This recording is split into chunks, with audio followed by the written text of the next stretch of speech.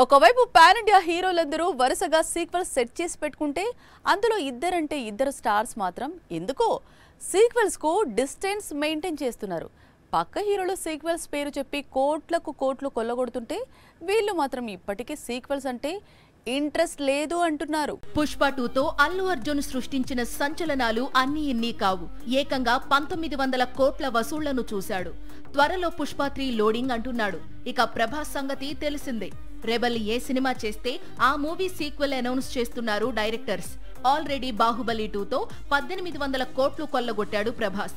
ఇప్పుడు సలార్ కల్కి సీక్వెల్స్ తో సేమ్ సీన్ రిపీట్ చేయాలనుకుంటున్నాడు.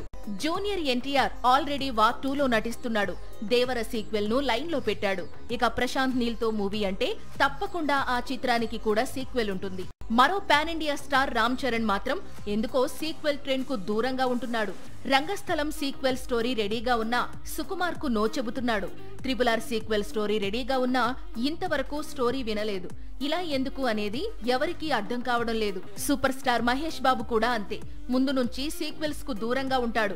కొరటాల లాంటి డైరెక్టర్ భరత్ అనే నేనుకు సీక్వెల్ లైన్ రెడీ చేస్తే సింపుల్ గా రిజెక్ట్ చేశాడు. ఇప్పుడు రాజమౌళితో మూవీ కూడా సింగిల్ పార్ట్ లోనే కంప్లీట్ కావాలి అన్నాడట. మరి సూపర్ స్టార్ సీక్వెల్ ట్రెండ్ లోకి ఎప్పుడు అడుగు పెడతాడో చూడాల్సి ఉంది.